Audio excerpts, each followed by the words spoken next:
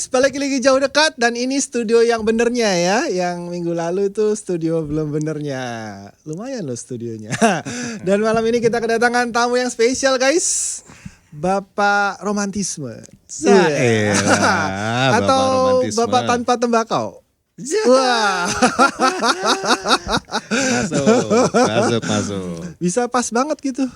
Gila tanggal ya. lahirnya. Enggak, lu baru tahu atau? Enggak. Emang udah tahu? Gue udah tahu. Oh sedap. Tapi lahirnya duluan gue dibanding, jadi tanggal 31 Mei itu adalah hari tanpa tembakau dunia kan. Tapi di declare-nya. Tapi tanggal tembakau gue lahir, waktu gue lahir belum ada hari itu. Iya. Sih bayangin ya. Kenapa dia milih tanggal itu? Kenapa ya? dia milih tanggal itu? Tanggal Iya. 31 Mei. Gokil kan? Bisa pas banget. Oke, sudah kenal semua guys. Siapa lagi kalau bukan Om Dimas Simo? Enggak, belum kenal semua nih. Banyak yang baru yang belum Banyak kenal yang gue. baru, ya? Nah, siapa tuh? Wes. Oke lah, kita declare di depan dulu nih, sama kayak podcast kita terakhir di studio yang lama ya. Om Dimas ini gue sih menganggapnya pengamat ya. Tapi nggak tahu Om Dimas sekarang mungkin udah beda lagi atau Masih user gua. atau Masih pengamat. karena yang podcast lalu merasa dirinya user. Kalau dari dulu gue user sih. Iya, user. Tapi kan pernah prinsipal juga di industri ini. Sekarang masih user? Masih. Karena ya sejarawan juga ya. Sampai mengangkat tema yang gue katain lagu lama kaset rusak. Harusnya sih lagu lama album baru ya. Hancur banget ya kalau lama rusak lagi kasetnya. Rusak ya. Membuat sebuah movement yang dulu pernah kita bikin, sebenarnya kapan Om Dimas itu ya? Star Free Day yang pertama itu dulu 2016 ya kalau nggak salah. Star Free pertama itu kira-kira antara 2015-2016. Kayaknya sih 2016 atau 2015 ya? 2016 deh. Soalnya 2015 kan belum ada asosiasi tuh. Baru bikin kan. Nah 2016 tengah tahun kan. 9 tahun yang lalu tuh kapan? 2015. Iya, tapi 2015. Iya, Star Free Movement itu lahirnya bukan di kita, bukan di Indonesia. Pertama kali gue memutarkan Star Free Movement itu adalah di Las Vegas di 2015 di acaranya Vape Summit.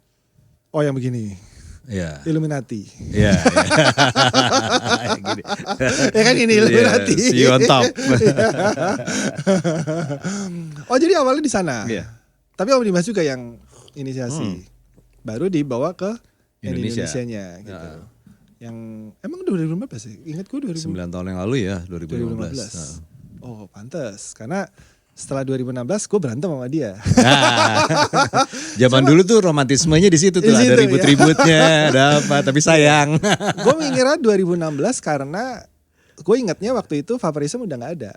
Oh, Toko Nyal udah nggak ada. Iya. Jadi gue sering main ke toko lu, terus udah main sama Ivan tuh, udah main di Ivan Juragan gitu. Tapi ingat gue si Iyal udah nggak ada toko gitu. Sian ya? Tapi sekarang kan dia punya Liquid. Iya. Kesian deh lo ya. Tetap comeback dia. Dan waktu itu kenapa ya bikin Star Free Day yang sampai kita ke jalan tuh sebenarnya gue rada lupa gitu. Pokoknya gue inget diajak ya udah gitu. Iya. Jadi pada saat itu tuh kan sebenarnya kita lagi getol-getolnya untuk advokasi bagaimana caranya vaping ini bisa dilegalkan. Nah di tahun-tahun itu, tuh jualan karena sering dipalakin. Iya, ya kan? Coklat, yang baju coklat. Sering dipalak coklat. ya, oke. Nah terus begitu kita kan mau berupaya untuk melegalkan vape di Indonesia. Nah terus pada saat itu kita tuh benar-benar butuh banget bantuan dari segala macam pihak untuk membuat awareness dari movement kita itu didengar orang. Nah caranya adalah kita juga selain membuat campaign di Indonesia, kita juga bergabung sama campaign-campaign yang ada di internasional. Nah pada saat waktu di internasional kita bergabung, pada saat itu tuh menurut gua angle yang dibawa untuk memperjuangkan advokasi vaping internasional buat gue kurang tepat. Kenapa? Karena angle-nya adalah dia angle-nya gini, internasional tuh, Amerika, Eropa gitu ya. Angle-nya tuh adalah nikotin itu nggak bahaya loh. Angle-nya tuh itu. Menurut gue ngapain kita mesti ngomongin nikotin tuh bahaya atau enggak gitu loh. Karena kita punya perbedaan. Terang-terangan gitu mereka ngomong. Ada iya, kalimatnya. Jadi argumentasinya mereka itu adalah nikotin itu nggak berbahaya loh. Gitu. Dalam bentuk apa nih? Dalam bentuk apapun. Jadi makanya ada namanya World Nicotine Forum gitu. Oke. Ya, terus biasanya acaranya tuh di Polandia gitu. World Nicotine Forum. Nah, angle advokasinya tuh seperti itu, nikotin. Jadi kenapa dia mesti legal? Karena nikotin itu tidak berbahaya, gitu. Oke, premisnya. Nah, premisnya seperti itu. Nah, gue ngomong bahwa kayaknya kita mesti pakai angle baru deh. Angle-nya tuh sebenarnya yang membedakan kita dan membedakan secara luar biasa itu adalah bukan dari sisi nikotinnya, tapi dari sisi tarnya. Gitu loh. Karena begini, kalau kita di sisi nikotinnya, ini yang sebetulnya, gue potong dulu. Kenapa tarnya? Karena satu, tar itu yang bahaya, ya kan. Yang kedua, keunggulannya adalah tar itu tidak adiktif. Gitu loh. Jadi sebetulnya orang ngerokok karena nyari nikotinnya, kita keluar ruangan AC ini, kita ke tangga emergency gara-gara kita sakau sama nikotinnya. Tapi kan nggak ada orang yang keluar dari ruangan itu karena gue butuh tar banget nih. Karsinogen di dalam gue itu kayaknya kurang gitu. Gak ada kan. Iya kan. Karena itu gue bilang, jadi sebetulnya kalau orang dikasih nikotin tanpa tar itu udah paling menguntungkan. Nikotinnya tetap dapat tapi tarnya nggak ada. Nah, vaping kenapa menarik? Karena tar free. Nah, akhirnya diterima movement ini bahwa ya betul juga ya, angle-nya tuh adalah angle mestinya harusnya tar free. Akhirnya diterima gitu. Terus udah gitu, kemudian yang kita masih kalah sebetulnya dulu itu perjuangan kita tuh untuk membuat begini. Nggak masuk akal yang namanya regulasi dan yang namanya cukai dan sebagainya itu dibebankan karena solusi kita tuh mengandung nikotin. Itu menurut gua nggak masuk akal. Sebentar, gue lurusin dulu ya. Berarti tadi yang di luar negeri bikin premis nikotin tidak berbahaya itu sebelum ada movementnya kan? Sebelum ada movement tar Sebelum free. ada ide tar free. Oh, oke. Ya. Ya, lurusin itu aja. Oke, ya benar kalau yang dicukai kan nggak mungkin. Nah sekarang kan enggak ya. Tapi kan kenyataannya enggak. Kenyataannya kita kalah nih. Kita kalah. Jadi pada saat akhirnya ada masalah pencukaian, itu kita dicukai karena kita mengandung nikotin. Ya. Gitu loh. Karena kita mengandung nikotin, kita dianggap menjadi produk turunannya tembakau. Terus karena itu kita dicukai. Gitu loh. Ya. Nah itu sebetulnya basically gini loh. Kita mau menangnya 100% tapi kita akhirnya dapat menangnya cuma 50%. Kita dapat 50% tuh artinya ya kita legal loh untuk melakukan bisnis dan semua segala macam. Tapi sebetulnya tidak menang mutlak gitu loh. Karena pemikiran gue gini. Koridornya dicemplungin ke situ juga. Iya, gitu. ke situ juga gitu loh. Karena gini, harusnya kita itu dicukai, permintaan kita pada saat itu adalah harusnya yang dicukai itu karena tarnya. Jadi semua orang boleh aja mengkonsumsi apapun, tapi semakin tinggi tar dari dalam satu produk, semakin tinggi pajaknya. Jadi memaksa semua, baik siapapun juga, itu memakai teknologi untuk menurunkan tarnya. Gitu loh. Ya. Untuk menurunkan residu-residu atau toksik-toksiknya. Semakin berkurang residu atau toksiknya, semakin dia harus diapresiasi dengan pajak yang rendah. Kan harusnya begitu. Ya. Kalau nggak ada residu harusnya nggak ada pajak dong. Akhirnya juga begitu. Makanya kan sebetulnya maksud gue logika yang bener itu begitu. Sebetulnya kan jangan memberikan pajak mobil gara-gara dia rodanya 4. Gitu loh. Ya. Berilah pajak sesuai dengan emisinya. Semakin tinggi emisinya, lo kasih aja pajak. Makanya semakin tinggi cc-nya, kasih pajak. Karena emisinya juga akan makin lebih besar. Akan menjadi masuk akal. pada saat ada barang yang rodanya 4 tapi zero emisinya, dikasih insentif, pajaknya kecil, bahkan ganjil genap boleh tetap jalan. Mobil listrik nih. Mobil listrik kan gitu Ya, kan. Nah, itu yang kita harapin sebetulnya, yang kita menangin gitu. Harapannya sih di situ sebetulnya. Dan tidak tercapai. Tidak tercapai, sayangnya tidak tercapai. Ya sudah, kita jalanin saja begini. Oke, itu sejarah singkatnya guys ya. Dan pada saat Car Free Day yang 2015 tadi, kita turun ke jalan di acara Car Free Day Jakarta. Nah, jadi cara mengkampennya tuh gitu loh, turun di jalan Ya, kan kalau. Terus gitu ronsen di mana-mana pakai duit sendiri lagi. Iya, ya. Ronsen kayak setelah itu ya. Setelah itu Ya. Yang turun ke jalan tuh kita jalan dari Senayan sampai ke HI. Terus di HI ada orasi-orasian juga ada tuh. Ada. Sampai polisinya dikasih vape juga yang jaga ya. Ada fotonya juga. Biarpun event itu juga ada ini ya, omongan gak enak tuh dari asosiasi saat itu gitu. Kan ngajak komunitas gitu. Ingat tuh gua yang nyampein Dekai sih gua. Katanya komunitasnya dikatain, komunitas ngapain? Komunitas kan cuma cari murah. By the way, selamat ulang tahun Om Dekai. Oh iya, gue juga belum selamat ulang tahun nih. Oh, iya, Belated birthday juga ya. Tapi Opa Dekai ulang tahunnya nggak pas hari tanpa tembakau. Enggak. Hari pas syuting. Iya. Oke Om, ini nah sekarang yang tahun ini nih gitu. Kenapa tiba-tiba terinisiasi lagi gitu dengan lagu yang sama gitu, Iya. album baru tapi. Iya. Itu ya tentang Car Free Movement ya. Jadi kita kemarin itu gua kan sempat jalan-jalan lah ya.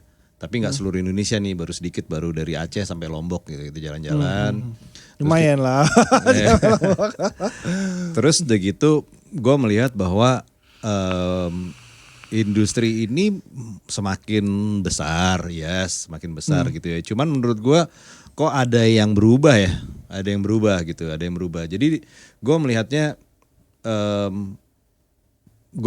tuh di mana-mana orang yang bilang wah pasarnya sekarang lagi lesu Om Dim gitu. Terus gue melihat juga misalnya kayak SDM yang ada di toko-toko dan di mana itu kok menurut gue agak menurun gitu ya dalam in terms of kayak pengetahuan dari store owner, pengetahuan dari vaporista, nggak semua sih tapi ada juga yang menurun gitu ya. Mencari SDM yang benar-benar vaporista yang handal gitu sekarang menjadi barang langka gitu. Padahal ya masih ada tapi menjadi langka gitu. Karena gue udah tahu itu jawabannya. Apa? Vaporista yang jago-jago yang dari dulu jadi vaporista 2015-2016 kan berarti mereka jadi vaporista udah 9 tahun. Masa ya 9 tahun vaporista? Vaporista kan gak ada jenjang karirnya. Jenjang karirnya adalah pemilik toko, distributor, prinsipal. Udah di sana. Minimal coil builder udah. Iya. Tapi akhirnya regenerasinya itu tuh putus kan. Gak banyak yang melakukan training dan segala macam. Terus udah gitu gue juga dengar aspirasi dari toko-toko bahwa Om ini sekarang bisnis vaping ini yang dulunya kita tuh bener-bener antusias ketemu konsumen, sharing, ketemu orang vaping aja kita pengen bener-bener sharing ini, sharing itu segala macam. Jadi ceritanya jadi tempat curhat. Tempat curhat. Oke. Mereka bilang, oh ini sekarang bisnisnya cuma sekedar mindah-mindahin barang doang nih. Dari produsen ke distributor ke agen, dari agen ke toko, that's it udah gitu doang. Cuman dagang doang, datang beli pulang, konsumennya pun begitu. Terus abis itu gue bikin postingan sebetulnya belum ada rencana untuk bikin Car Free itu. Gue cuma bikin postingan, gue bilang bahwa hey dunia romantisme di dunia vaping ini kemana ya gitu loh. Di satu sisi apa sih romantisme itu sebetulnya? Gini, di satu sisi kita syukur alhamdulillah puji Tuhan bahwa teman-teman yang memang dari dulu berkecimpung di dalam industri ini itu rata-rata dapat aja kerjaan ini jadi ini jadi itu, majulah gue lihat. Tapi itu kita bersyukur gitu. Cuman di sisi lain yang agak kurang gitu. Agak kurang itu adalah we used to be komunal. Kita dulu tuh sangat komunal. Nah, sekarang dengan semuanya megang masing-masing gitu ya. Akhirnya kita jadi individual. Akhirnya semua jalan-jalan sendiri segala macam kayak gitu-gitu. Nah kita tuh punya challenge yang banyak nih di industri gitu. Challenge dari banyak banget black campaign lagi udah mulai masuk. Terus kita mesti respons, terus udah gitu konsumen mesti diedukasi, terus kita mesti bikin roadmap, terus udah gitu persaingan perusahaan-perusahaan dari luar negeri pada masuk semua ke Indonesia. Nah kita kan harus bikin planning, milestone dan segala macam, membutuhkan kita ini semua harus punya wadah di mana kita bisa ngumpul, sharing-sharing dan segala macam kayak gitu-gitu. Jadi akhirnya pada saat gue bilang romantismenya ini hilang, terus akhirnya dapat respons banyak banget nih di Instagram gue aja tuh ada 1.000 lebih kali komennya. Tapi menyenangkannya adalah nggak cuman pada komen, tapi beberapa tuh beneran nelpon, Om Dim, ini tentang romantisme ini segala macam, kita emang bener-bener ngerasain nih, dia bilang gitu, ya kan banyak yang ngomong gitu, emang bener-bener ngerasain nih, kangen valid juga, ya, valid. Gue juga ngerasa kayak gitu nih, cuman nggak ada yang gerakin aja nih, sayang nih kalau misalnya hilang gitu loh.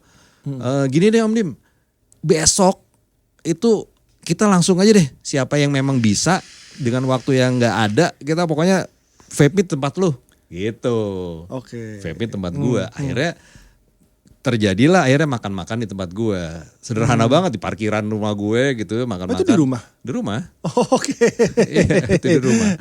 Gitu. Terus teman-teman dari Surabaya datang, kayak dari FEM, teman-teman Surabaya dari Bandung, dari Wise Juice, terus si Arif Farisan datang, BTS Dokter datang, terus ya juga teman-teman dari Jakarta kayak Eko lah, si Black lah, Panda dan macem-macem gitu ya, Mike Vape House, ada Ivan, ada macem-macem datang.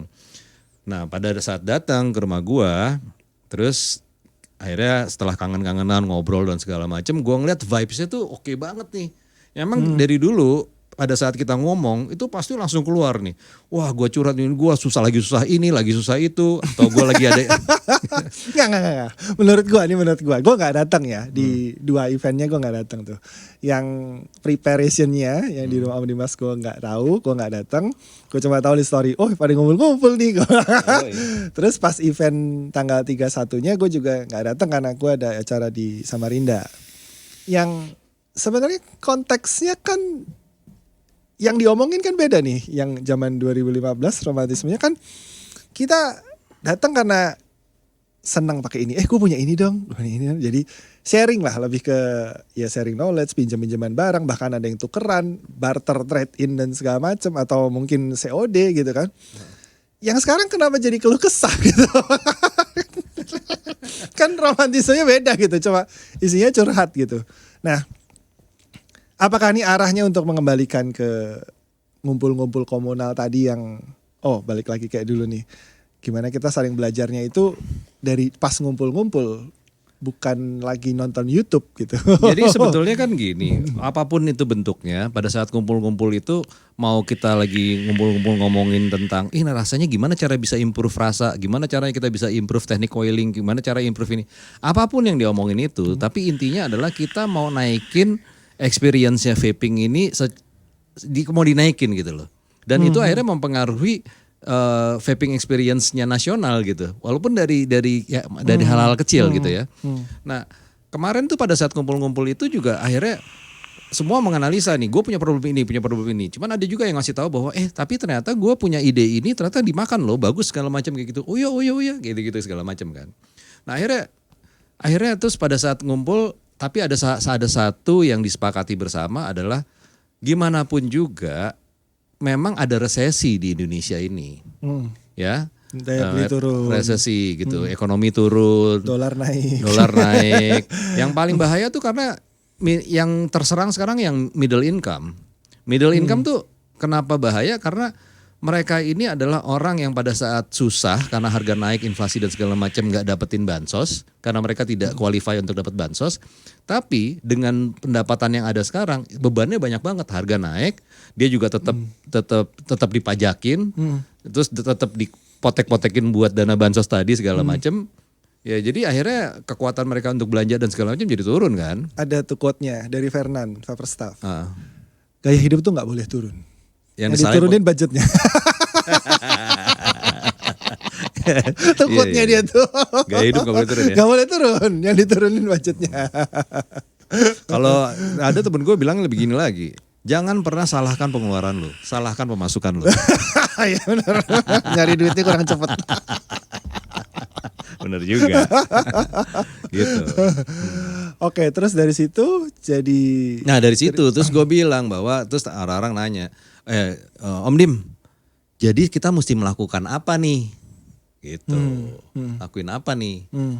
Ya, terus gue bilang bahwa sebenarnya gue udah tahu nih lu pada nanya apa yang kita mesti lakukan, tapi terus gue bilang cuman masalahnya sekarang apa itu bicara tentang what kan, tentang apa kan.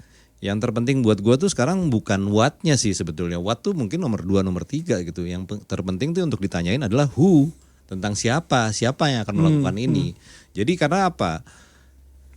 Kalau memang kita udah punya rencana nih, lakuin ini aja, lakuin ini, kita punya rencana yang detail, yang bagus gitu ya. Tapi kalau nggak ada yang lakuin, sama juga bohong, nggak akan jadi apa-apa kan.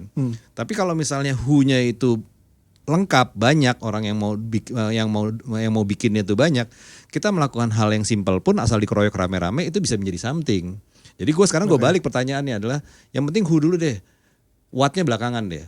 Ya sekalian lo datang gue tanya, lo mau ikutan ambil bagian nggak? Lo mau ambil bagian nggak? Lo mau ambil bagian? Nah, mereka mau. Nah, tanpa tahu ngapain tuh? Belum tahu mau ngapain. Gitu. Angkat tangan dulu aja pokoknya. Angkat tangan dulu mau. Nah karena enak nih kalau kayak gini nih, mau ya. Apa idenya kemudian? Nah baru setelah who-nya dapet, baru kita ngomongin tentang what-nya. Apa nih? Gue bilang gini deh, salah satu yang kita sering lupain itu adalah movement. Movement tuh jarang kita lakukan lagi. Sebetulnya di movement itu kan event. Event di vape itu sebetulnya banyak. Udah banyak event banyak, exhibition banyak, lebih banyak, udah makin banyak, makin seru. Platform itu udah ada. Cuman itu kan platform mainstream. Nah, platform yang non mainstream ini jarang kita lakukan. Contohnya adalah movement. Nah, kita bikin movement yuk gitu. Movement itu apa sih? Movement itu bedanya gini, sama-sama event. Cuman kalau misalnya contoh exhibition, cara kita mengukur suksesnya yang beda. Kalau misalnya exhibition, cara kita mengukur suksesnya itu adalah dari berapa banyak orang yang kita bisa datangin selama acara itu. Misalnya acara itu 2 hari, ya berapa banyak orang yang bisa kita datangin dalam 2 hari itu. Kalau attendance-nya kan berarti. Attendance. Kalau misalnya movement itu beda. It's not really about berapa orang yang kita berhasil datengin di acara itu, tapi seberapa besar pre-campaign, event, sama post-eventnya itu bisa memberikan message, bisa memberikan vibes selebar mungkin. Bisa aja acaranya kecil, tapi message-nya secara nasional dapat. Kita nggak kurang-kurang kok bikin acara kecil. Contoh yang tadi lo ngomong tentang CFD. CFD itu kita bikin movement kecil, cuma jalan kaki doang, itu kurang kecil apa eventnya. Tapi karena kita punya benang merah yang bisa menggerakkan nasional, akhirnya CFD ini dilakukan nggak cuma di Jakarta doang, tapi di banyak kota. Akhirnya masuk koran juga. Pada saat kita punya movement, kita bikin ronsen, kecil banget kan, lu ingat kan, lo cuman kita saat di nongkrong di toko terus kita ronsen pakai duit sendiri lagi. Akhirnya diikutin semua daerah, akhirnya masuk koran juga. Jadi it's not about seberapa besar atau seberapa kecil eventnya, tapi seberapa impactnya. Nah kemarin gue bilang kita kayaknya udah lama banget gak bikin movement. Yuk kita bikin movement lagi yuk. Kita bikin sesuatu yang eventnya bisa kecil tapi impactnya nasional gitu. Akhirnya datang juga. Gue pikir tuh gak bakal udah gak donat ya? Iya, gue pikir gak bakal datang. Biasanya kalau gak donat martabak. Oke, kalau kayak gini aman. Kita bisa ngobrol lama. Silakan Om kalau mau ambil dulu. Ya, tapi movement seperti itu. Jadi beda sama event yang mainstream, tapi ini adalah seberapa besar impactnya. Ya kan? Nah, terus tapi movement apa nih? Nah, oke. Bicara tentang movement, kalau movement itu mesti ada kaitan dengan tema tertentu. Nah, tema yang paling deket itu adalah Hari Tanpa Tembakau Dunia, which is 31 Mei. Which is itu cuma 10 hari persiapan kita gitu. Itu tanggal 21 itu berarti. Tanggal 21. Tapi gak ada lagi. Kalau kita bikinnya tanggal 1 atau tanggal 2, tanggung, gak ada kaitannya, gak ada cantolannya gitu loh. Jadi udah deh tanggal 31 aja. Gak memperingati apa-apa gitu. Iya, jadi cuman kayak jadi vape meet doang. Tapi kalau ini ada kaitannya. Yaudah kita bikin di hari sama Hari Tanpa Tembakau Dunia, which is 31 Mei. Tapi kita bikinnya Tar Free Day gitu. Pokoknya siap gak siap harus hari itu gitu. Jadilah acara itu akhirnya. Ini udah kayak kemerdekaan Indonesia ya. Iya. Diculik terus tiba-tiba suruh proklamasi. Ngejahit bendera. Iya. Bikin proklamasi di kertas buruk tuh. Oke. Gitu. Dan declare lah 31. Yang datang berapa akhirnya Om? Gue nggak tahu persis yang datang berapa, tapi kita kan nyiapin goodie bags tuh. Kita nyiapin 400 goodie bags, tapi nggak semuanya dapat. Berarti lebih. Iya, berarti lebih. Kan ya. Oh, kecuali ada yang ngambil 2. Nggak bisa. Oh, nggak bisa. Nggak bisa. Ada ininya. 400 nggak semua dapat. Nggak semua dapat. Oh, luar biasa. Sebuah event yang cuma di prepare 10 hari. Iya. Kenapa bisa begitu? Karena yang tadi gue bilang, bukan karena kehebatan kita bikin eventnya, tapi karena banyak orang yang tergerak untuk mensukseskan pre-campaign ya, termasuk lo kan juga bantu reposting dan semua segala macam. Kalau gue malah merosting sebenarnya. Ya nggak apa-apa, tapi kan kita dapat awareness gara-gara itu gitu kan. Karena gue merosting ya dari sisi gue ya, maksudnya menurut gue kan ya banyak yang bilang lah, kalau mungkin orang pakar ekonomi, marketing, branding semua udah banyak yang ngomong gitu. Setiap 10 tahun market itu berubah gitu. Dan kita kan sudah 10 tahun sebenarnya dari 2014. Ya, masuk dalam cycle itu. Iya, marketnya sudah berubah sebenarnya, mungkin berubahnya udah lebih cepat gitu, udah berapa tahun yang lalu gitu. Jadi gue waktu itu bilang kayaknya ya bagus ya ada movement begitu, bagus gitu. Tapi impactnya kan yang gue sangsikan waktu itu, karena vapers dulu sama sekarang kan beda gitu. Sekarang kemarin terakhir kali gue nongkrong di mall, di food court begitu, yang orang boleh nge-vape, boleh ngerokok, mayoritas sudah nge-vape pakai pot, tapi nggak ada yang advance, nggak ada yang adalah 1-2 mungkin, tapi mostly mungkin 80% itu orang pakai pot gitu. Yang anak muda, yang bapak-bapak semua udah pakainya pot gitu. Yang menurut gua orang-orang yang seperti itu nggak peduli ada movement, ya sudah, ada ya syukur, nggak yang apa-apa gitu, karena yang penting apa yang dia pakai ada gitu. Iya, tapi gue gak setuju sama lo. Karena ya di movement ini sebenarnya kita movement itu punya 2 goal. Satu adalah goal emosional, satu adalah strategic goal. Goal emosionalnya itu adalah mau ngasih lihat gitu ya, bahwa kita tuh satu frame lagi. Nah di satu frame ini ada perwakilan dari generasi vape lama. Karena gue gak pengen acara ini adalah acara kumpul-kumpulnya anak lama doang, tapi ada nostalgia doang, tapi ada perwakilan dari industri barunya gitu. Misalnya contohnya kayak Fem tuh ada si Ivan Ibrahim, terus di siapa namanya di Wise Juice tuh ada BTS Dokter, ada Arif Farisan, di reviewernya tuh ada si Davi, itu kan baru lah ya gitu ya. Terus deh gitu yang datang juga ada si Ola Casanova gitu ya. Jadi menurut gua memang ini adalah melting pots gitu. Apa sih sebetulnya goalnya? Goalnya tuh ada 2. Emotional goalnya adalah memperlihatkan kepada Indonesia bahwa kita itu bisa masuk dalam satu frame lagi. Bahwa kita tuh bisa kelihatan bahwa mencurahkan ide, men-solve sesuatu, happy, sedih dan semua segalanya menjadi satu frame lagi. Membuat bahwa vaping ini menjadi human lagi, karena kita sekarang tuh sudah ada batasnya, ada barrier brand biasanya gitu. Nah ini sebetulnya tentang acara, bukan tentang what is your brand, tapi who is behind. Lebih tentang who, lebih tentang kita datang di acara sebagai vapor, dan pada saat semua orang ini satu frame, ini akan memberikan vibes yang positif gitu, bahwa kalau mereka ini udah ngumpul, sayang lu gak datang. Pada saat mereka udah ngumpul, pasti something positif bakal ada nih gitu.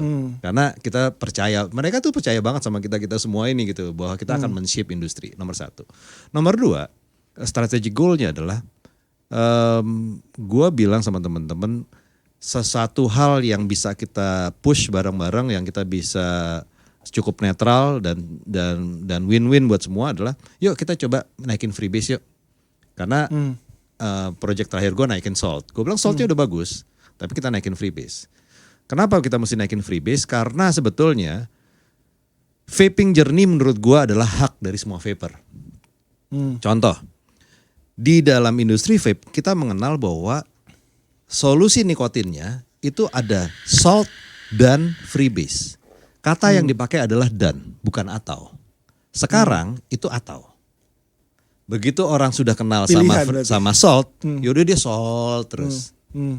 Padahal belum tentu mereka yang salt semua terus-terusan dari awal sampai hari ini salt, belum tentu mereka nggak membutuhkan tentang freebase, tapi mereka nggak tahu, gitu loh. Bahwa ini bisa done loh, bisa aja kayak gue nih, gue tuh pakai salt dan freebase.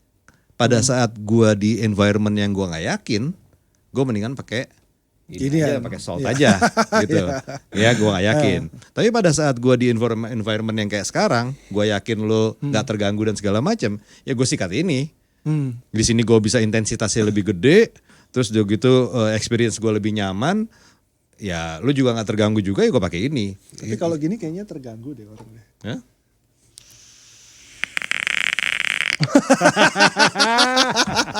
Yang terganggu Rom, operatornya budak. Dia budak gitu. Udah cukup gitu kan. Ya, misalnya kayak gitu ya. Jadi freebase dan salt gitu loh. Itu sebetulnya adalah menurut gua vaping journey ini adalah hak dari setiap vaper, bahwa dia bisa mencoba semuanya dan kemudian mempersonalize, bahwa setelah tahu gue ternyata sukanya yang mana ya, bisa memilih salah satu atau bisa memilih dua-duanya, gitu loh, bisa memilih dua-duanya setelah mereka tahu.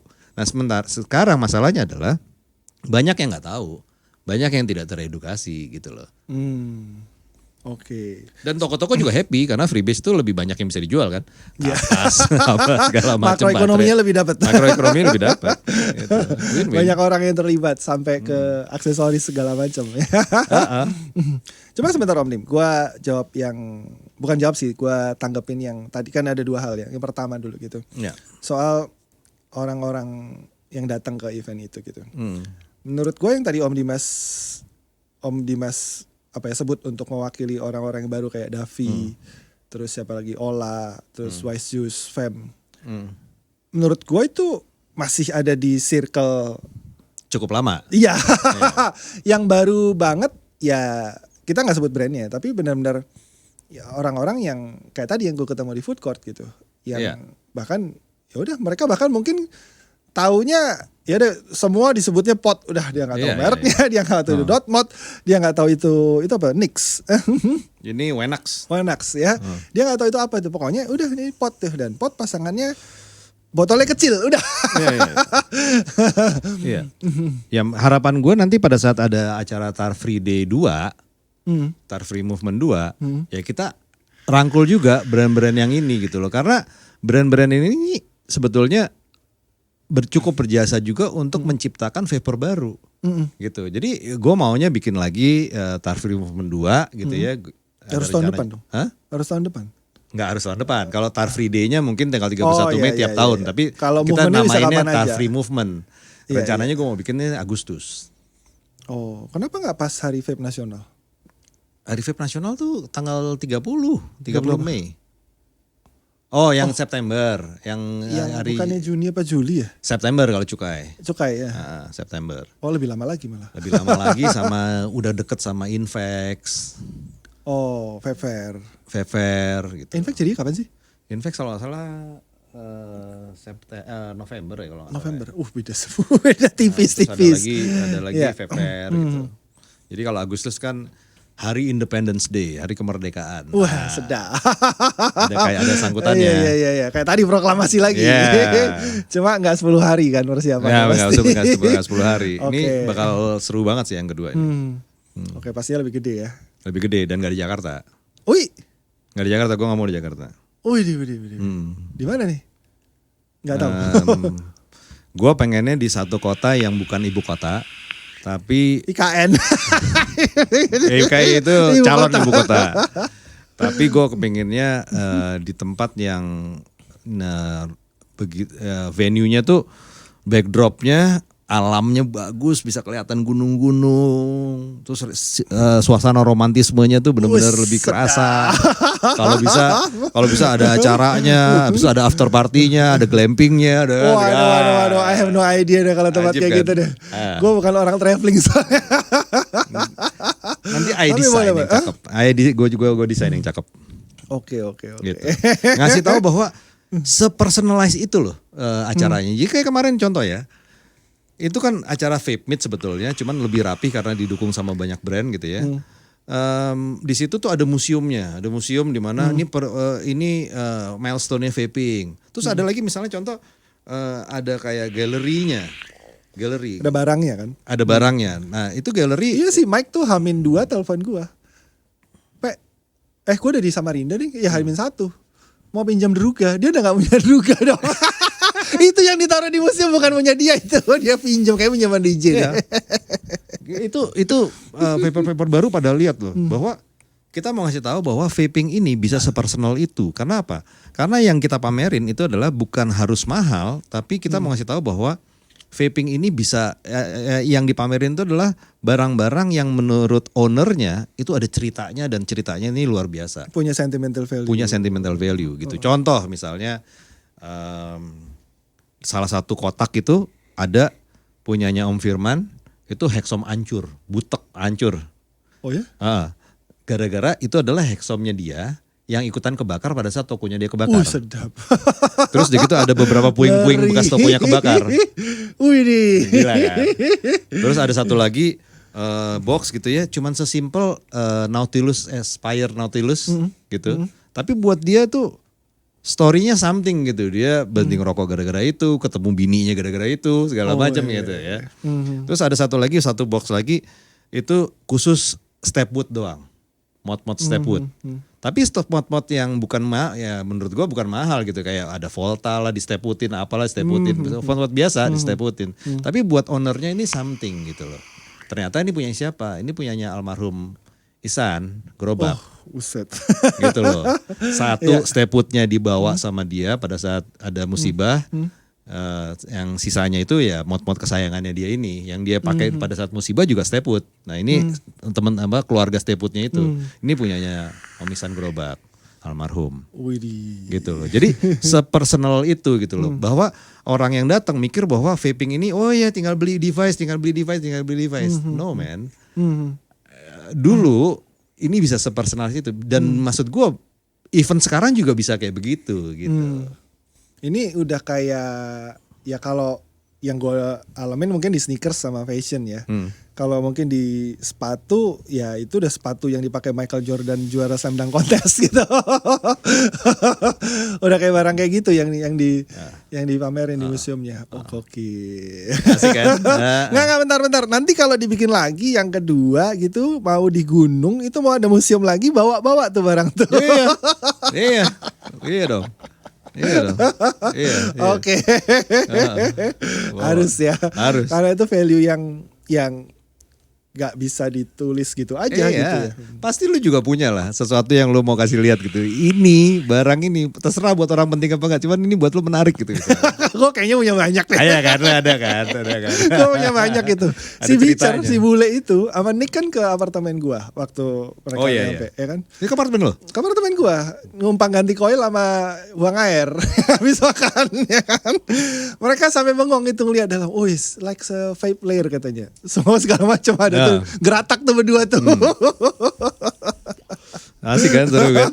Dan gue kalau suruh nyeritain ini cerita apa, ya mungkin yang ada ceritanya justru yang barang-barang lama gitu. Iya. Karena barang-barang yang baru itu menurut gue di situ karena sisi komersil aja, entah gue di endorse atau memang gue beli buat konten gitu. Tapi buat gue ceritanya buat gue malah something nggak kan? ada gitu. Padahal pada saat gue nostalgia RDA misalnya gue pernah ngeluarin yang rame itu pas gue ngeluarin boxer. Kan dulu ada mod boxer yang plastik Tahu itu. gue ya, ngenteng tuh. Pesennya 6 bulan. Kampret tuh emang tuh. Kan? Itu mah ada ceritanya gitu. Yang itu kayaknya mod yang paling lama gua pakai tuh seumur gua nge-vape sekarang. Bahkan sampai sekarang pun gua gak ada tuh pakai mod selama itu. Iya, sampai setahun lebih gua pakai itu. Akhirnya ya mati juga gitu. Tapi gak gua benerin, gua biarin aja gitu. Banyak sih banyak. Iya. Itu kalau dikumpulin dari teman-teman sih kayaknya penuh tuh tempatnya. Iya. Oke, ditunggu Om Dimas Agustus ya. Agustus. Pas 17 Agustus berarti. Tanggal 17-nya kebetulan ponakan gue lagi kawinan, jadi gue tanggal 24. Oh bagus. Karena 17 Agustusnya gue turnamen Tamiya. Iya, tolonglah Pe, lo harus datang yang Bisa. Tavi 2. Kalau gitu gue ya bisa lah kalau itu bisa. 17 Agustusnya nggak bisa, gue ada Tamiya. Tanggal 24. bisa. Oke, ditunggu Om Tar Free Movement-nya nanti yang kedua. Kita ke topik yang lain nih. Nah, oke. Yang dibahas sama Om Dimas ya setelah Tar Free Movement kemarin arahnya udah ke selera kalau gue lihat. Iya. Ya, arahnya udah yang sebenarnya gue sudah mengomelkan itu mungkin 3 tahun yang lalu mungkin. Ini udah dekat berapa 3 tahun ya? Iya 3 tahun berarti. Jauh dekat ini umurnya. Udah 3 tahun dari 2021 kan? Apa 2020 ya? Gue nge-host 2021, iya benar. Harusnya dari 2020 pas pandemi itu. Nah, sejak lo mulai kaya lah. Enggak lah. Enggak, waktu itu kontennya gue lupa apa ya. Pokoknya udah gula gitu dah. Intinya sampai gue bikin postingan yang ada gambar RDA dituangin gula gitu. Oh, iya. Itu lo banget. Karena zaman itu kan masih liquid 100 ml. Dimana ya kayaknya kadar kemanisan itu memang naik dengan signifikan tuh. Iya. Ya pada zaman itu yang sepertinya sempat turun waktu balik ke 60 mili sempat turun, nggak begitu manis lagi tapi sebentar. Terus begitu zaman Ayo manis lagi. Karena ya banyak yang bikin kalau di sini mungkin kurang berasa disuntik manisnya gitu. Iya. Tapi kita nanya Om Dimas dulu. Apa yang kalau dari sisi Om Dimas apa yang bikin Om Dimas concern dengan soal manis-manis ini. Manis ini gitu. Jadi menurut gue tuh gini, maksud gue adalah semua orang nih ada banyak hal sih yang bikin gue gemes ya. Dalam arti semua banyak gini. Yang bikin gue gemes tuh adalah misalnya kayak gini ya. Orang cuman mikirin gimana ya caranya supaya orang bisa vaping. Oke, itu bagus sih sebetulnya. Masuklah, ya buat akuisisi, bagus buat akuisisi. Orang yang diakuisisi memang kebanyakan sukanya manis. Setuju. Gue juga dulu begitu. Mungkin lo juga. Pertama-tamanya itu kita sukanya manis gitu. Cuman kita mesti mikirin juga dong. Kalau orang udah di dalam, itu kan namanya personal vaporizer. Ya. Jadi setelah kita udah mulai tahu, udah mulai masa eksplorasinya selesai, kita mulai tahu tentang karakter gue ternyata gue lebih suka kalau begini. Itulah terjadi adanya personalisasi. Harusnya barang yang ada itu variatif karena masing-masing ini ada marketnya, Nggak ada yang salah dengan bikin liquid manis atau manis banget karena itu ada marketnya. Cuman yang gue nggak suka itu adalah bahwa dianggapnya selera pasar itu adalah liquid yang manis dan manis banget atau yang dingin dan dingin banget. Sampai ada quote-nya, nggak manis nggak laku. Nggak manis nggak laku, iya kan? Maksud gue nggak lah, gitu loh. Semua tuh ada marketnya, gitu loh. Jadi jangan sampai juga orang yang udah masuk itu akhirnya bosan sama vaping, akhirnya pindah ke solusi yang lain gitu loh. Gue gak tahu boleh nyebutin brand atau enggak, cuman ya contohnya adalah orang yang ngerasa bahwa liquid yang di vape adanya yang manis-manis doang, yang dingin-dingin banget doang, lama-lama gue capek akhirnya gue pindah ke IQOS.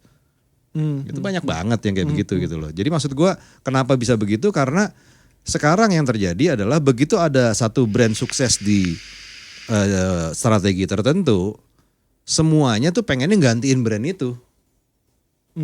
Gitu loh, bukan ngisi gitu loh, bukan ngewarnain gitu loh. Maksud gue, come on lah, kalau misalnya memang ada yang sukses di situ kita support mereka sukses di situ. Lo mau motong kolamnya doang nih, 1-2 barang mirip-mirip dia oke lah, tapi nggak semuanya harus ke sana gitu loh. Karena akhirnya gue melakukan research juga, bukan pendapat pribadi doang gitu loh, bahwa kayak misalnya research gue ya bilang bahwa ya contoh misalnya misalnya kayak sesimpel pertanyaan kayak gini nih, 91% dari survei gua bilang bahwa mereka terganggu dengan liquid kemanisan. Orang bilang bahwa yang yang follow lo emang anak lama doang kali Om Dim. Bisa. Tapi 82% orang setuju bahwa liquid yang beredar itu ada banyak, tapi rasanya itu aja. 82%. 96% orang merasa kangen liquid yang bold dan multi layer. 96%. Terus 99% gila loh.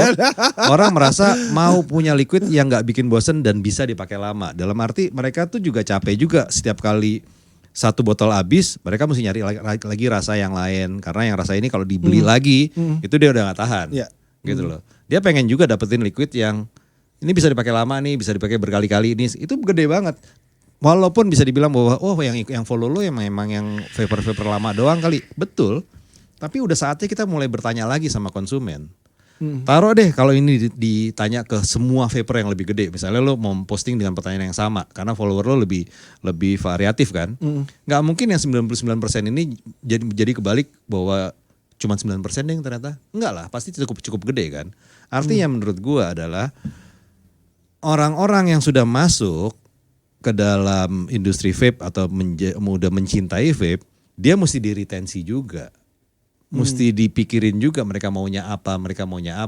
Nggak boleh cuman dipersonalisasi, bukan dikomersialisasi gitu loh. Karena pernyataan bahwa selera pasar itu harus manis dan kemanisan, harus dingin dan kedinginan, menurut gua itu komersialisasi banget gitu. Soalnya kalau menurut gua statement itu terbentuk karena ya siklus industrinya begitu gitu. Ada yang mencoba membuat oke lah, kita nggak bilang layerin segala macam dulu deh. Pokoknya nggak manis aja gitu. Kurang. Nggak gini. Kita mungkin sekarang belum di level bicara untuk naikin liquid nggak manis ya. Tapi mungkin sekarang masih di level untuk bicara tentang liquid yang nggak kemanisan dulu deh. Oke. Itu dulu deh. Yang nggak usah terlalu ekstrim yang nggak manis gitu ya. Okay. Yang nggak kemanisan dulu deh. Gitu. Nah sekarang kan ngeselinnya gini menurut gue ya. Contoh misalnya gue kemarin bilang bahwa sangat ganggu buat gue. Misalnya contoh ya teman-teman reviewer nih. Gue gak nyebutin namanya siapa gitu. Tapi mudah-mudahan gak terjadi di Jakarta. Mungkin terjadi di kota lain atau gimana. Terserah ya. Cuman terjadi di YouTube. Terjadi di YouTube gitu. Cuman maksud gue gak mau pinpointing siapa yang salah, siapa yang benar dan segala macam. Cuman gue mau ngasih tahu apa adanya gitu. Gue agak terganggu ya pada saat reviewer itu nge-review barang dapat dari brand owner, terus barang ini nih kita tahu banget bahwa ini nih manisnya luar biasa, manisnya semanis-manisnya gila manis gitu loh. Terus dia mesti bilang bahwa di review dia bilang ini manis sedang. Oh itu yang lo bilang pembiaran itu ya? Ini namanya pembiaran gila-gilaan gitu loh. Karena menurut gua, come on lah kayak gini harus dikoreksi kali. Karena apa? Gak ada salahnya kok dia bikin bahwa ini ada liquid yang manis banget. Karena ada marketnya. Tapi menurut gua gak cocok kalau misalnya itu di sugarcoat, misleading, dibikinnya itu liquid sedang. Kenapa? Kenapa harus begitu? Karena kan produsennya memang sengaja mau bikin semanis itu. Karena dia nganggap bahwa ini ada marketnya. Ya kenapa nggak kita ngomong apa adanya aja bahwa ini manis banget untuk orang yang suka manis ya ini pilihan yang the best nih, bagus banget nih gitu loh. Tapi pada saat dia bilang bahwa ini liquid manis sedang, nanti ada orang yang kecewa, beli kecewa. Mereka beli pakai duitnya sendiri loh. Dari zaman yang susah begini, akhirnya mereka kecewa yang disalahin the whole industry. Karena gak ada koreksinya gitu loh. Kenapa gak kita bisa ngomong apa adanya aja gitu. Karena katanya sedang. Katanya sedang. Iya. Katanya sedang. Begitu sedang, wih semanis ini. Parah juga ya. Terus gitu loh. Yang manis banget kayak mana? Kayak mana gitu loh. Kayak mana gitu. Skornya berapa? 8,7 gitu. Skornya berapa? 9 gitu. Kan itu aja angkanya. Gitu maksud gue gue percaya bahwa semua itu ada marketnya. Dan brand owner itu juga bikin barang juga harusnya. Terus dia bilang lagi, Om kalau misalnya gue bilang ini kemanisan, nanti gue gak dapet job lagi dari brand owner gitu. Kenapa lo bisa gak ada job lagi? Karena kan brand owner dengan sengaja bikin segitu manis. Reviewer itu gunanya adalah untuk bukan mengkurasi. Reviewer itu bukan buat mengkurasi. Reviewer itu untuk mencari unique selling point. Oh, oke. Gitu. Karena yang namanya kurator itu adalah beda lagi sama reviewer. Reviewer untuk mencari unique selling point, tapi kurator itu adalah orang yang lebih banyak ngomong enggaknya dibanding ngomong iya. Tapi sekalinya dia ngomong iya, memang berkualitas, memang mempunyai potensi yang luar biasa. Itu karakter kurator. Lo lebih punya Gue kayaknya orang ngomong iya deh. Lo sebenarnya lo lebih ke arah kurasi. Karena lo begitu ngomong enggak, lo lebih banyak ngomong enggak kan? Bener. Tapi pada saat lo ngomong iya, lo ngambil resiko nih. Ya. Gitu, lo ngambil resiko bahwa ini iya, ini oke. Gitu. Nah, itu adalah kurator. Kalau gue sih nggak mikir jobnya datang lagi atau enggak juga sih. Gue sih nggak mikir begitu. Ya apa adanya sih kalau gue memang ya. Iya, tapi orang yang ngirim barang ke lo harus siap untuk dibilang jelek gitu loh. Harus siap untuk dibilang jelek gitu loh. Nah, itu adalah posisi kurator gitu loh. Tapi it's okay juga karena lo nggak ngejelek-jelekin gitu loh. Emang jelek gitu loh. Beda lagi kalau jelek-jelekin kan gitu ya. Kayak yang remuk itu. Gue cabut. Kan memang pecah. Oke Om Dim. Nah terus actionnya harus kayak mana? Nah kayak mana lagi nih setelah ya diangkat lah isunya gitu. Isunya sekarang ditambah dingin ya. Karena kalau yang zaman gua hanya manis tuh. 2020 2021 zaman liquid 100 ml itu hanya manis aja, kemanisan dan segala macam. Tapi kayaknya nggak banyak yang komplain dingin karena mungkin pada saat itu populasinya yang liquid dingin nggak begitu banyak. Lebih banyak freebase lah waktu itu masih ya. Sekarang ada dinginnya lagi nih gitu. Iya. Ya. Nggak, sekarang kalau dinginnya dulu nih. Kenapa dingin juga jadi isu gitu? Apa kalau nggak gini? Sebetulnya kan gini ya. Ada simple contoh nih, balik lagi kalau bilang kayak mana itu sebetulnya maksud gua edukasi harus jalan lagi. Soalnya lo nggak akan percaya bahwa edukasi di kita tuh agak parah banget ya. Contoh gue mau ngasih tahu lo yang simple banget. Contoh, yang namanya rasa itu cuman terdiri dari 2 elemen doang. Satu adalah flavor, which is adalah layer. Satu lagi adalah sensasi. Sensasi itu bukan rasa. Sensasi itu manis, dingin, nikotin. Jadi pada saat kita mau bikin donat, kita tahu bahwa layernya itu ada rotinya, ada tepungnya, kalau ini coklatnya ada mesesnya dan sebagainya, itu adalah layeringnya. Betul ya? Habis itu kemudian kita putusin sensasinya mau kayak gimana. Mau semanis apa, mau sedingin apa, atau gak dingin sama sekali, dan nikotinnya mau seperti apa. Mau gatel kah, hitnya gimana, segalanya itu sensasi, bukan rasa, tapi sensasinya. Betul ya? Oke, betul. Cuman ada 2 komponennya. Artinya vapor juga cuman ada 2. Vapor sensasi dan vapor rasa. Ya kan? Nah. Nggak ada yang dua-duanya? Ya. Pasti ada. Pasti ada di irisan itu pasti ada. Tapi kalau secara garis besar vapor itu ada 2. Vapor sensasi dan vapor rasa. Disebutnya flavor chaser. Ya kan gitu. Nah. Artinya liquid itu ada liquid sensasi, ada liquid flavor. Pada saat itu liquid sensasi, itu layernya nggak banyak, mungkin 1-2 layer doang, sensasinya banyak, dinginnya banyak, manisnya banyak, nikotinnya mungkin dikit aja gitu ya.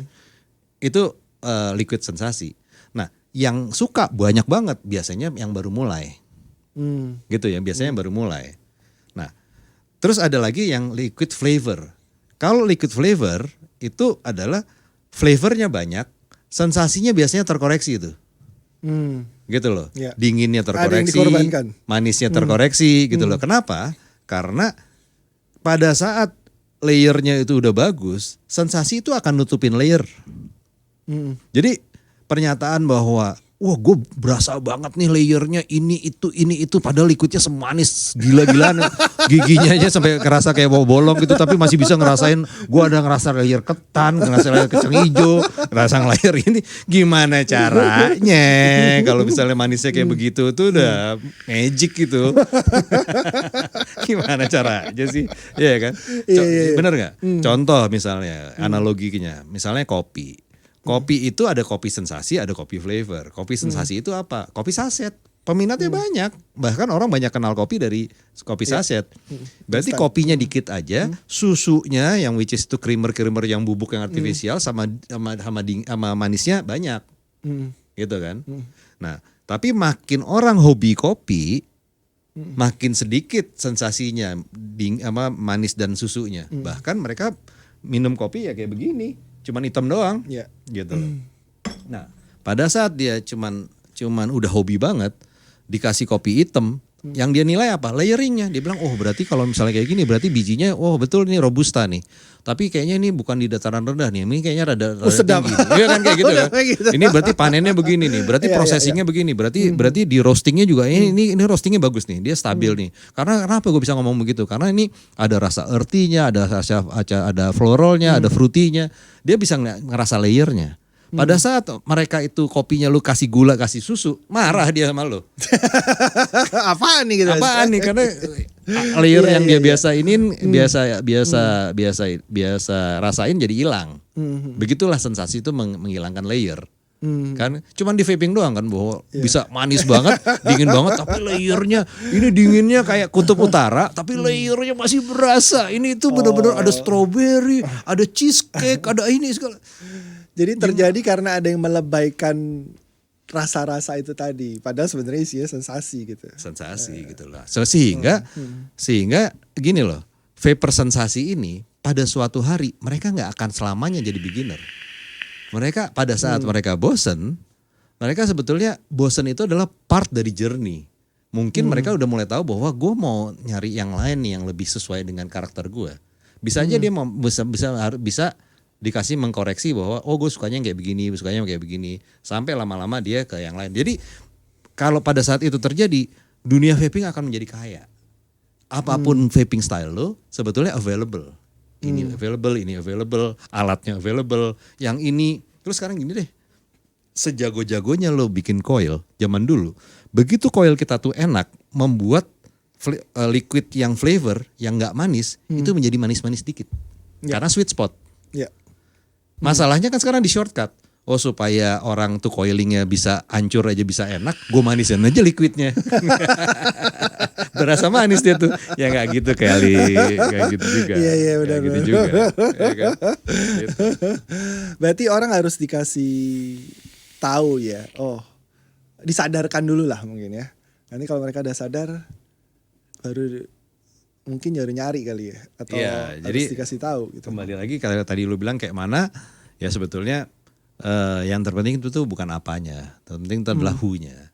Nah sekarang lu mau ikutan nggak memperbaiki edukasi dan segala macam? Aduh, kalau suruh edukasi gue paling capek, males. Ya edukasi dengan cara lu lah. Lu juga ngoceh-ngoceh marah-marah juga tuh sebetulnya edukasi. Ini awalnya juga sadarnya mengedukasi capek itu sebenarnya dari jauh dekat juga. Yang podcast waktu itu Mas Eko sama Fatrio. Edukasi itu kayak gelombang ombak tuh. Jadi udah ada yang baru naik ombaknya, udah ada yang pecah, udah ada yang saya pantai gitu. Di saat kita bikin edukasi di sini, udah ada yang duluan tahu. Oke, di saat semua udah tahu, ada yang baru tahu gitu. Nggak selesai dan kita kan nggak ada kurikulumnya Om Dimas. Iya, nggak ada modulnya ya. Iya, misalnya ya kalau sekolah kan ya guru SD, SMP, SMA jelas ikut kurikulum bulan ini ngajar tentang sistem reproduksi. Bulan ini ngajar tentang matematika apa gitu. Kalau ini kan nggak ada nih, ada yang gua baru tadi malam, 2 malam yang lalu masih dapat pertanyaan di live gua. Milih RDA atau IO? Oh astaga, kita masih ini 2 tahun Wisuda yang lalu. Kamu. Yang gitu-gitu kan nggak ketemu gitu. Di mana audiens gua ada yang sudah mengharapkan jawaban pertanyaan pembahasan yang lain, tapi tiba-tiba gua harus jawabin yang di sana kan nggak ketemu gitu. Karena kan gua modelnya live kan, jadi bukan single konten yang gua lempar orang mau dengar mau enggak. Ini kan gua harus berinteraksi dengan yang nonton gitu. Jadi kalau sifatnya namanya edukasi, gue nggak mau ikut pokoknya. I just do what I do aja dah. Iya sih. Capek itu karena juga bebannya juga jadi nggak enak ya kalau misalnya. Karena kan mereka bisa meneror kita dengan pertanyaan-pertanyaan yang gak ada habisnya tuh. Ini mas pasti ada kan yang DM nanya ini nanya itu gitu. Ya udah deh gue berhenti juga deh. Udah mendingan tuh udah suruh Ivan aja. Ivan udah paling bener dah. Rajin dia. Rajin dia. Dia lebih cocok kayaknya. Kalau gue memang arahnya nggak. Van, undang gua podcast Van. Di sana juga ada studionya kan? Ada ya? Iya. Dia nggak pernah undang gue. Oh, kayaknya studionya udah nggak difungsiin ya kan, hostnya dulu gua. Oh lo. Terus sejak gua ribut sama mereka, ya, terus nggak pernah ada lagi tuh. Pernah dipakai sekali buat ngerosting gua doang, terus nggak pernah dipakai lagi. Nah cuman nanti kalau lo datang ke acara Tar Free, itu memang ada syarat-syaratnya.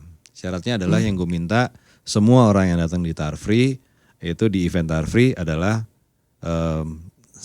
tugasnya satu, santai, relax, nikmatin. Ya. Gitu. Iya. Jadi yang tadinya lo kan biasanya ribut sama ini itu kan tadi pagi. Iya. Pas lagi event, gue cuma minta 6 jam relax. Besok mau ribut lagi silakan. Boleh. Bagus tuh. Jadi duta perdamaian ya. Ya. Tapi itu satu Om Dim yang ya gue menganalogikan ke mungkin ke hal lain, hobi lain ya, kayak mungkin Om Dimas main golf, gue main Tamiya, atau ada teman gue juga yang sampai keluar, bukan cuma keluar kota, dia sampai keluar pulau, saya bahkan keluar negeri gitu, cuma lari maraton gitu. Yang mungkin kalau golf gue masih tahu ya, gue masih golf juga sama bokap gue dulu. Tapi kalau lari maraton tuh, ngapain gitu gue pergi jauh-jauh buat lari gitu kan. Gue gak dapat excitementnya. Mungkin gue juga gak merasa butuh dan kesenangannya memang gue gak ada di situ gitu. Tapi kalau dibalik, misalnya Om Dimas gue ajak main Tamiya, kan belum tentu senang juga gitu. Nah mungkin ini konsepnya sama ya. Bagaimana kita menawarkan suatu, oh ini loh di vape ini ada kayak gini. Yang mungkin banyak orang yang belum tahu. Ya tadi sebelum podcast ini kita ngomongin soal event di Medan gitu. Yang menurut gue attendance-nya belum tahu sebenarnya ada excitement apa di event vape gitu. Dan gue rasa ini yang mungkin gue nggak tahu gimana cara nyampeinnya ke banyak vapers yang di luar sana yang tadi nge-vape di mall itu gitu. Untuk oh ternyata tuh vape nggak cuma begini gitu. Journey-nya itu ternyata ada gitu. Yang dia taunya, oh ini jangankan journey, dia nggak mikir ini journey gitu. Dia mikir ini kayak ya udah gitu kayak minum. Bukan kayak minum obat ya, minum obatnya mungkin masih berkala gitu. Kayak minum air aja biasa gitu. Dianggapnya begitu gitu. Nah, kira-kira nyampe gak sih ke orang-orang yang memang ada ya journey gitu. Atau cuma sekedar ya ini cuma obat nostalgia aja buat orang-orang yang memang sudah pernah ada di journey ini dan pengen kembali ke romantisme yang dulu itu. Iya, jadi kalau misalnya bicara seperti itu ya, menurut gua di sisi pengalaman gue ya, bahwa pada saat kita mau bikin suatu tren tertentu gitu ya, kita jangan terlalu pusing tentang apakah itu akan nyampe secara magic tiba-tiba pada saat itu semua orang akan berubah. Tapi tren itu akan terjadi. Kalau gue punya prinsip gini, pada saat kita mau bikin tren secara nasional contohnya ya, itu gue akan membrainwash dulu sekitar 20 orang yang paling dekat dari sama gue. Yang ada di ruangan hampir tiap hari sama gue. Itu dulu gue brainwash. Bahwa kalau itu bisa dibeli sama mereka konsepnya. Gue yakin ripple effects-nya akan besar. Dan perkara akan nyampe atau tidak. Menurut gue pasti akan nyampe. Tinggal waktunya aja. Nah pada saat waktunya itu mau dipercepat. Nah itu butuh manajemen deh, bagaimana caranya supaya ini gelombangnya tetap ada, gitu segala macam gitu. Dan di mana dia mesti diledakin, di mana dia mesti dikontrol. Terus pada saat ada yang kontra mesti diapain, gitu-gitu aja sih sebetulnya menurut gue. Canggih juga. Sampai dipikirin ke sana ya, nggak sekedar movement ya. bukan cuma ngobatin kangen orang-orang yang nostalgia ternyata. Ada menargetkan orang-orang yang oh ya penetrasi ke sana ternyata ada timing dan segala macam. Oke.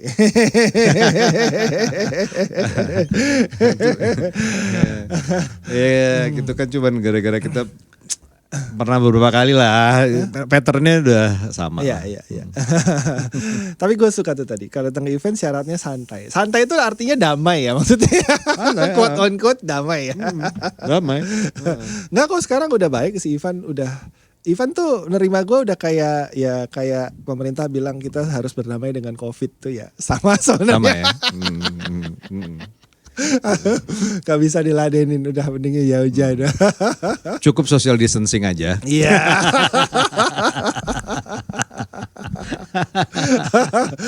Oke, terima kasih Om Dimas Oke, sharingnya. thank you, Pe. Rumahnya ternyata dekat guys dari sini guys. Mungkin next time bisa kita temukan dengan tokoh-tokoh yang lain buat kita. Tapi gue susah mencari apa ya. Kalau dua orang ngomong yang sependapat kan kayaknya nggak seru ya. Harus ada yang argumen kontra-kontra ya. Nanti kalau ada yang ini. Gue sih pengen banget kalau misalnya sekarang kan kita banyak banget diserang sama dokter-dokter nih, black campaign segala macam. Kalau lu bisa temuin gue sama dokter-dokter yang paling vokal gitu, gue gatel banget sih pengen. Coba Min, Pengen Bayu tolong ya Bayu. gitu. Gue nggak tahu soalnya. Kali aja Personnya ada. kan kayak gitu-gitu kan biasanya cuma konten viral yang gue baru tahu nih ada dokter ini gitu yang ya biasanya TikTok ya kayak Kali gitu. aja ya, ada gitu. yang mau. Nah, itu enak tuh buat ngobrol-ngobrol gitu. Oh oke. Berpikiran. Boleh. Kita cari dulu targetnya. Ya. Nanti biar tim ini yang nyari ya. Gue soalnya nggak terlalu ngikutin tuh. Kalau ada kayak di grup ada yang posting begini-begini terus kalian pada report gitu. Udah lah ya gitu. Emang ngaruh. Besok juga ada lagi. Oke, thank you Om Dimas. Thank you teman-teman. Ya, Thank kita you, ketemu lagi. Jauh Dekat. Thank you. Kita ketemu lagi di Jauh Dekat. Gue nggak tahu nih tayangnya per 2 minggu, seminggu sekali. Ya pokoknya di di YouTube-nya MK Brewer ya masih ya. Oh, YouTube-nya masih MK Brewer, nggak diganti MK Signature. Oke, thank you guys. Jangan pernah bosan berbuat baik. Thank you.